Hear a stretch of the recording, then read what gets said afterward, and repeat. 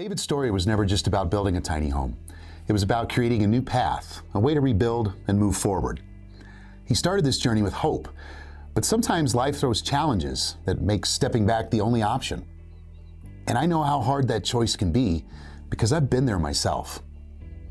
When we began David's blueprint, the goal was to show how a tiny home could change everything for someone who's ready to rebuild their life.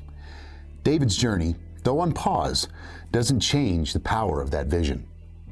This project is about more than just one person. It's about offering hope and second chances.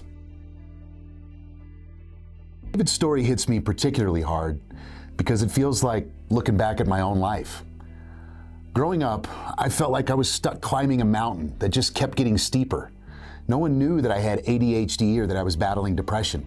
It just wasn't something that people talked about back then.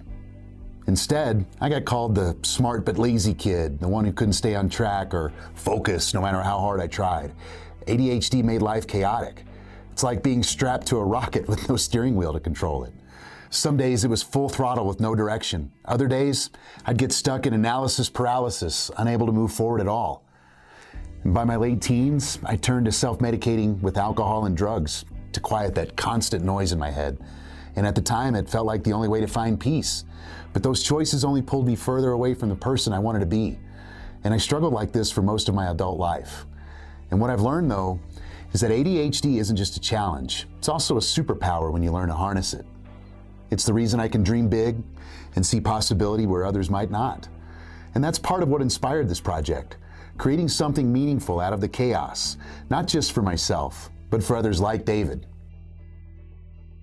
Carlton and I sat down to talk about what David's departure means for this project and how we can move forward.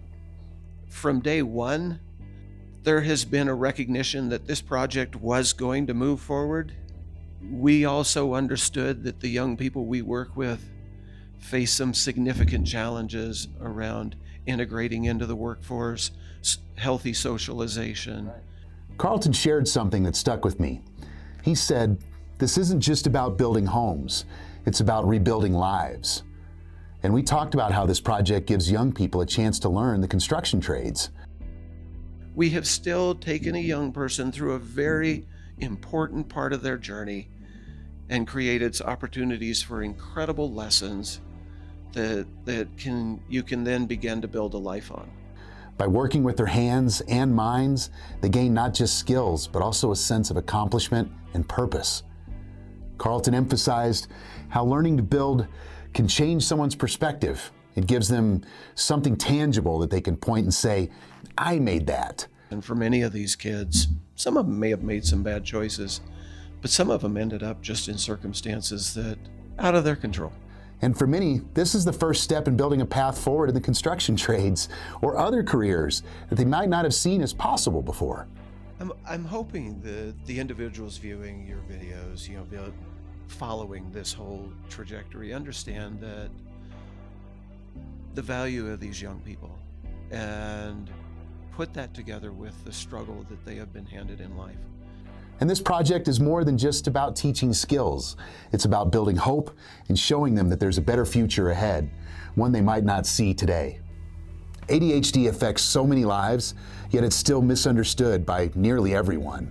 People like Simone Biles and Richard Branson have shown the world how powerful neurodivergence can be when paired with determination and support. But not everyone has the resources or the guidance to channel that potential.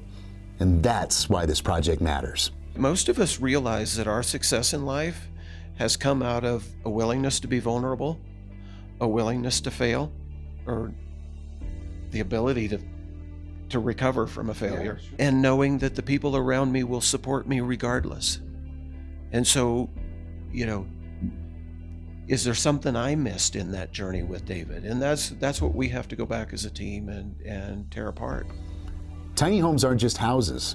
They're a foundation, a place to feel safe, to rebuild, and to thrive. Every nail, every beam, every design choice represents a chance to create stability out of chaos. And this isn't just about giving people a roof over their heads. It's about giving them a place to grow, to discover their strengths, and to realize that their past doesn't define their future. I think that's what's really important, and I think that's what makes this opportunity special. is that you can do for those kids what needs to be done that I can't do as a service provider. You can help do as an employer, and not only an employer, as a boss, but as an organization that understands them, that cares about them, and has the hands-on opportunity to really teach them some serious skills that are life-changing.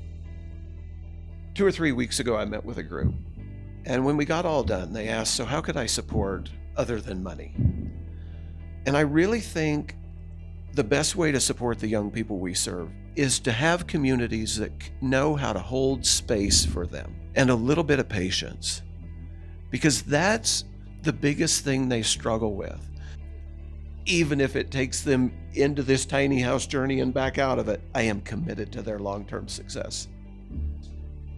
We're looking for the next person to join this journey, but not just to build a home, but for a foundation for a new life. And if you're not that person, but you do know someone who is, someone who deserves a second chance, please reach out by leaving a comment below. Because together, we can create something incredible. Not just tiny homes, but futures filled with hope, stability, and purpose. Thank you for believing in David's blueprint, and now following our journey into blueprints for redemption. Let's build something amazing together.